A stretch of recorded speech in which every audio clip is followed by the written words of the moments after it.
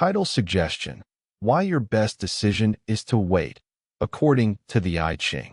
The most powerful strategy in human history doesn't teach you how to win a fight.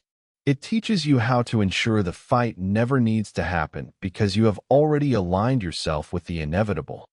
Most people believe that success is the result of relentless, grinding action. They believe that if they want something, they must reach out and seize it with both hands. But the oldest book in the world, a text that has guided emperors, philosophers, and billionaire investors for 3,000 years, says that this is exactly how you lose everything. The I Ching, or the Book of Changes, makes a counterintuitive claim that shatters the modern obsession with hustle. It suggests that your greatest failure is not a lack of effort, but a lack of timing. It argues that there are seasons when action is not just useless, but destructive. If you are pushing against a door that is meant to be closed, you aren't being disciplined. You are being a fool. Today, we decode the binary code of the universe to understand why the smartest thing you can do right now might be absolutely nothing. To understand the weight of this wisdom, we must travel back to 1050 BC, to the twilight of the Shang dynasty. Imagine a man named King Wen. He is not sitting in a palace. He is sitting in a prison cell in a place called Yoli. He has been thrown there by a tyrant, King Zhou of Shang, a man of such legendary cruelty that he allegedly made forests of meat and lakes of wine while his people starved. King Wen is waiting for his execution. Every day, the guards pass his cell, and every day, he knows it could be his last. But Wen does not panic. He does not plot a desperate escape. Instead, he looks at the world. He looks at the way the shadows move across the floor. He looks at the way the seasons change even through a small, barred window. He realizes that the universe is not a collection of random events, but a series of rhythmic cycles. In that cell, Wen took the 8 basic symbols of nature: heaven, earth, thunder, water, mountain, wind, fire, and lake, and stacked them. He created 64 hexagrams, 64 blueprints for every possible human situation. The stakes for King Wen were life and death. If he misread the moment, his entire lineage would be put to the sword. Today, your stakes might feel different, but the pressure is the same. We live in a world of big data, where we have more information than King Wen could have ever imagined, yet we have less clarity. We see CEOs of Fortune 500 companies making frantic pivots that destroy decades of brand equity because they are terrified of being disrupted. We see individuals jumping from one career to another, never realizing they are trying to plant seeds in the middle of winter. King Wen's prison cell gave him a gift that we have lost: the ability to see the underlying grain of reality. When you understand the I Ching, you stop viewing the world as something to be conquered. You start viewing it as a river. If you know the currents, you can travel 1,000 miles with a single stroke of the oar. If you don't, you will drown while swimming with all your might. The transition from the Shang to the Zhou wasn't just a political shift. It was a philosophical revolution. It was the birth of the mandate of heaven, the idea that power is not a right, but a temporary alignment with the cosmos. When the alignment breaks, the power vanishes. This is as true for a startup in Silicon Valley as it was for a Bronze Age warlord. Think of Intel in the late 90s or Nokia in the mid-2000s. They held the mandate. They were the creative force of their era, but they failed to see the cycle shifting. They tried to keep doing what had worked in the past, ignoring the fact that the season had changed from summer to autumn. They fought the Li, and the Li broke them. Did you know that the binary system that powers the very device you are using to watch this was inspired by the I Ching? Gottfried Wilhelm Leibniz, the co-inventor of calculus, saw a copy of the hexagrams and realized that the ancient Chinese had already mapped out a system of ones and zeros to describe the complexity of existence. The wisdom we are about to discuss isn't just mysticism. It is the original source code of reality. Let us look at the first teaching, perhaps the most difficult for the modern mind to grasp. It comes from Hexagram 1, Chen, the creative. The text says, Hidden Dragon. Do not act. Hidden Dragon. Do not act. In the I Ching, the dragon is the symbol of supreme power, the spark of genius, the beginning of a great enterprise. But even the dragon must have a period of concealment. This quote teaches us that having talent is not enough. Having a great idea is not enough. If the time is not right, your power is a liability. If you reveal your strength too early, you invite opposition before you have the roots to withstand it. Think of the company General Magic in the early 1990s.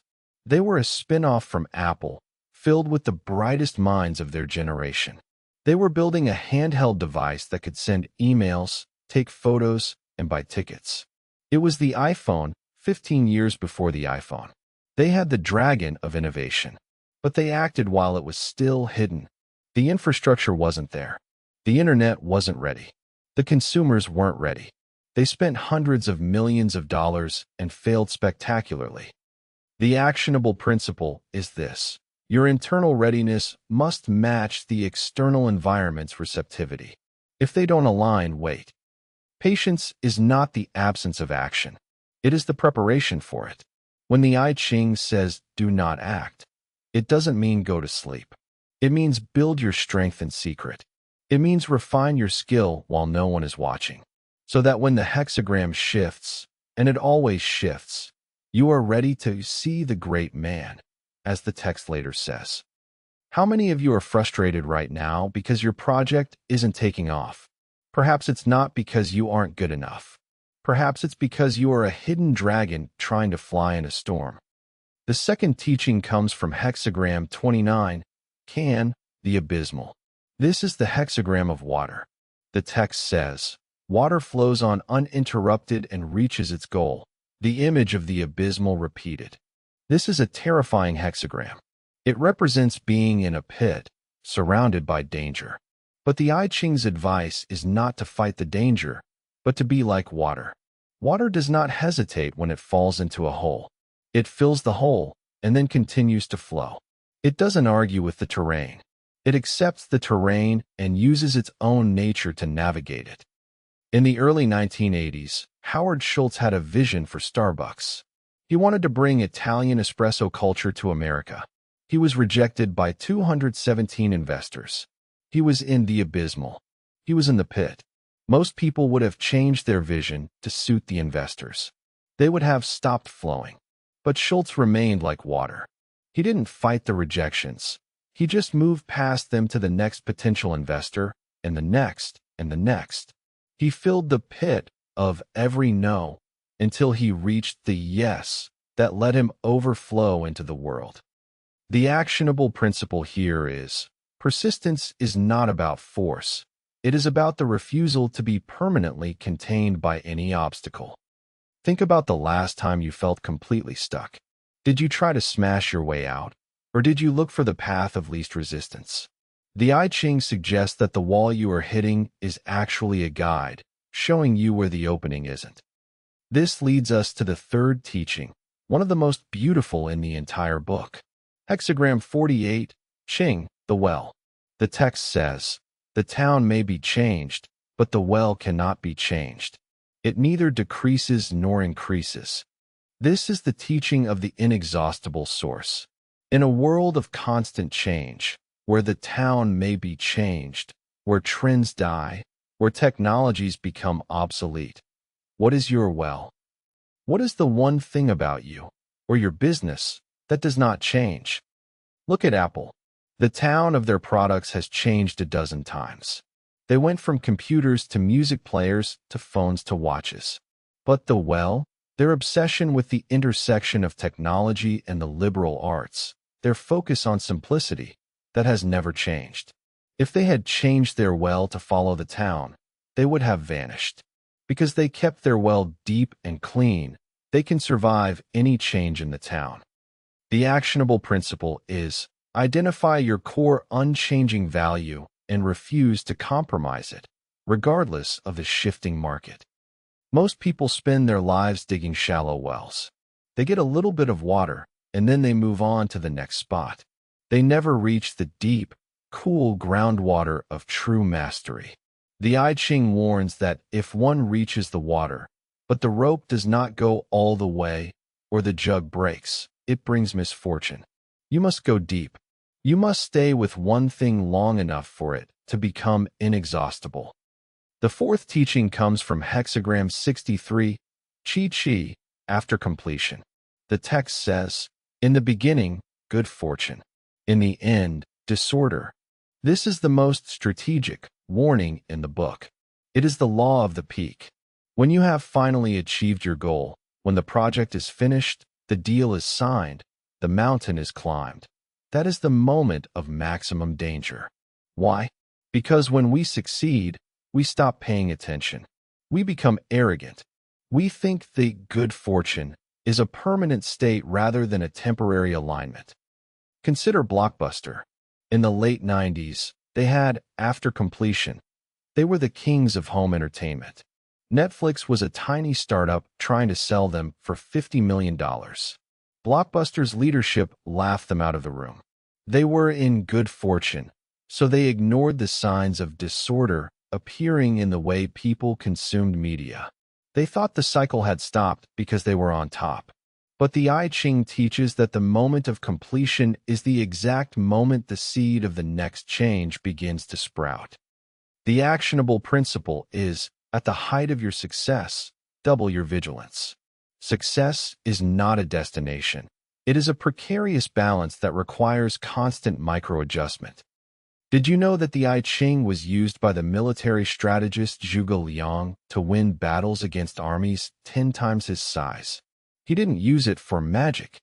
He used it to map the psychological cycles of his enemies. He knew when they would be overconfident, after completion, and when they would be paralyzed, the abysmal. He played the cycles, not the soldiers. We have looked at the dragon, the water, the well, and the peak. But wisdom without application is just intellectual entertainment. The I Ching is meant to be lived. Now, we move from the temple to the street. How do you use this wisdom this week? Not in a year, not in a decade, but in the next 7 days. The first thing I want you to do is a hexagram audit of your current primary project. Whether it's your career, a relationship, or a health goal, ask yourself, what season am I in? Are you a hidden dragon, trying to force a result before you have the skills or the network to support it? If so, your task this week is to stop the external push. Cancel the premature launch. Stop the desperate networking. Instead, go back to the cavern. Spend this week in deep, focused study or preparation. The relief you will feel when you stop fighting the season will give you the clarity you need to actually succeed later. The second application is the receptive 24-hour rule. This comes from Hexagram 2. The receptive, the counterpart to the creative. The receptive does not initiate, it responds. This week, when a major challenge or a provocative opportunity arises, do not react instantly. We are conditioned to think that fast is better. The I Ching suggests that the earth, the receptive, takes time to transform the seed into a sprout. Give yourself 24 hours to let the situation settle. Let the grain of the situation, reveal itself. You will find that after a day of waiting, the correct path is often so obvious that it requires almost no effort to take. You aren't being slow, you are being aligned. Use this for emails, for arguments, for investment decisions. Become the receptive earth that allows the situation to mature before you act. The third application is well maintenance. This week, identify the one foundational skill or value that makes you who you are, the thing that neither increases nor decreases regardless of your job title. Is it your ability to simplify complex ideas? Is it your empathy? Is it your technical precision? Spend at least 3 hours this week doing nothing but strengthening that well. Don't look at the town of your current tasks. Don't look at your to-do list. Just dig deeper into your core mastery. If you are a writer, write something that will never be published, just to find a deeper level of truth. If you are a leader, Spend an hour listening to your team without an agenda. Keep the well clean. When the town inevitably changes, when your company layoffs happen or your industry is disrupted, your well is what will keep you alive while others are dying of thirst. Most people will hear this advice and think it sounds passive. But let me ask you, is the mountain passive because it doesn't move? Or is it so powerful that it doesn't need to move? True strategy is the conservation of energy. It is the ability to wait for the moment when a single pound of pressure achieves a ton of results. The I Ching is often called a book of divination, but that is a misunderstanding. It doesn't predict the future. It predicts the nature of the present. If you know that it is currently the abysmal, you don't need a psychic to tell you that jumping into a new venture will be dangerous. You already know the nature of the time. The wisdom of the sage monk is not in knowing what will happen, but in knowing what to be in response to what is happening. Remember King when in his prison cell. He was there for 7 years. 7 years of hidden dragon. 7 years of the abysmal. But he didn't waste a single day. He used that time to map the universe. And when the cycle finally shifted, when the Shang tyrant finally fell and the Zhou dynasty began, King Wen didn't have to fight for his throne. The world simply tilted in his direction. He had become the mountain. He had become the well. You are currently in a hexagram. You might not know which one it is, but the feeling of friction in your life is the sign that you are out of alignment with it. Stop pushing. Start observing. The Book of Changes says that change is the only constant. This means that whatever pain you are in will pass, and whatever success you are enjoying will also pass. Your job is not to control the change. Your job is to be the one who understands it. If you want to go deeper into the 64 hexagrams and how they apply to modern leadership, I have prepared a breakdown of the Strategist's Oracle in the link below. It is not for everyone.